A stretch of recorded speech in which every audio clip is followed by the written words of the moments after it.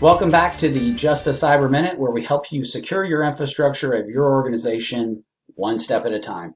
So today I'm going to talk a little bit about business email compromise, what it is, how the hackers are using that, and how to mitigate some of the risks at your organization. So this is actually put out by the FBI. It's a great infographic. We're going to have a link to this website at the end from a material standpoint, so you can actually go and dive in a little further.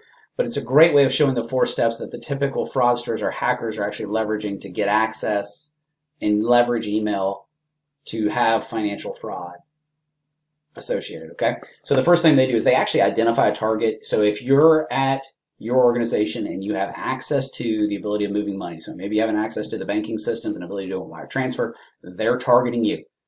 That's what they're looking for. Additionally, they do grooming. There's spear phishing. Spear phishing is a way where there are specific emails sent and targeted to you that look like they're from somebody you would expect. The challenge, if you combine that with social media and how much we share, there's some significant challenges when you start talking about spear phishing that's out there. Additionally, the process occurs over an extended period of time, so it's not just a one-time thing. It's a repeated process where they really groom the person that they're trying to get the fraud from, okay? Secondary is there's an exchange of information. You're convinced that you're doing business with this entity or this person. That could be a scenario where they want you to have an updated invoice, changing your routing numbers from a previous vendor that you leverage. Perhaps it's a scenario where they're asking you for login information. Anything that's financial transaction driven, what they're doing is they're trying to get you to believe that they are who they say they are, but only via electronic means.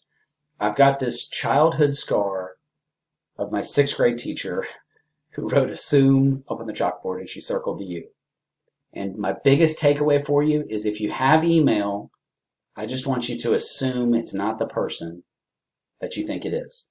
Do a secondary check, especially when they're asking you to change anything from a financial standpoint. Changing a routing number, changing an account information, changing a payment mechanism, anything associated like that.